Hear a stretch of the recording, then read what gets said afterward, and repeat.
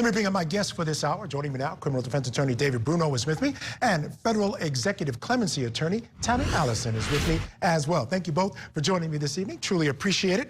And David, I'll start with you. We got this Arthur hearing coming up. Interesting issue here. The question is whether he's going to be allowed bond out free to help prepare in his defense. It's always easier to be out and help your attorneys prepare than it is to be inside and help them prepare. So big deal here. Freedom is on the line. But when we look back at 2016, a prosecutor said, look, we don't have enough to prosecute this guy. Never brought the charges against him. But now they have this enhanced tape suggesting that this might be the key. Now, again, as Julia said, we don't know if there's other things, but let's assume that that's what they have. Your thoughts on this argument by the defense that, in fact, this is the type of defendant that deserves to be out on bond? Yeah, sure. As we previously discussed, this legal standard is actually higher than proof beyond a reasonable doubt, which is something I've actually never seen before. There's a lot of changes in the law on bail and detention across the country on bail reform. But this particular state has this very, very high standard that the prosecutor has to prove. Now, this was a 2014 murder. And in 2016, 2 years later, this same prosecutor's office drafted an affidavit for this defendant's arrest. And at the time, it was reviewed, and there was a decision made that it was speculation, that there was not probable cause. Now, fast forward years later, the only thing that changes is the enhanced recording, and it's in 2016.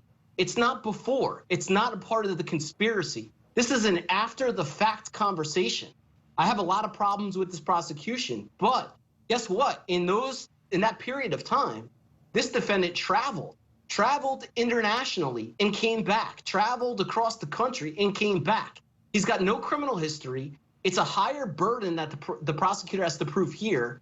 And there's another sliver of law that's advantageous to the defendant here, and that is when the prosecutor is using circumstantial evidence. In this particular Arthur hearing, they got to disprove the other inferences that the circumstantial evidence is being argued.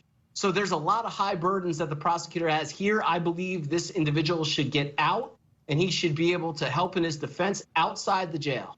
Yeah, and people may be asking, Tammy, why such a high burden in this instance? At the end of the day, it's a high burden because this man is only charged with a crime. He's not convicted of a crime. So if the prosecutors want to keep him behind bars, better have a high bar to keep him behind bars while he awaits trial to find out if he's even guilty of the charges.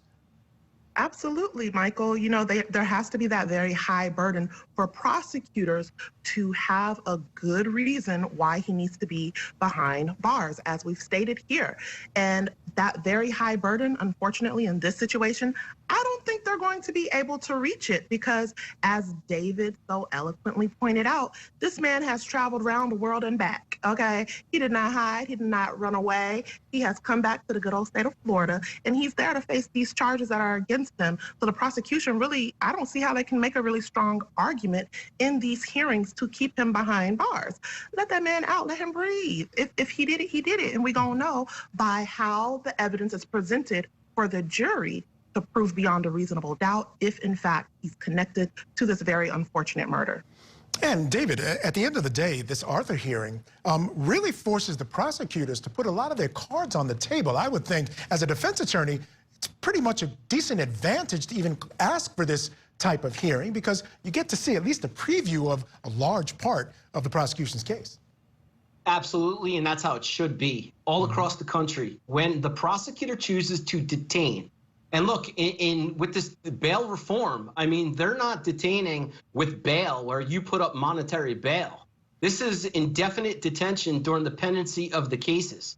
So when that is happening, when you deprive an individual who's presumed innocent of their constitutional rights and you detain them, there should be a high burden as in here. Although across the states, I've never seen a higher burden than the state of Florida here for this particular hearing. Yeah, and I agree with you. It's the way it should be. I like it. I think they should be forced because, again, this is a man who has not been convicted of anything. You have evidence for him, present that evidence. If it's extremely strong, even higher than beyond a reasonable doubt, then you get to keep him behind bars if that's the case, or if the judge decides that's where he belongs after that. All right, guys, stand by. It's time for us to take a quick break. Coming up next here.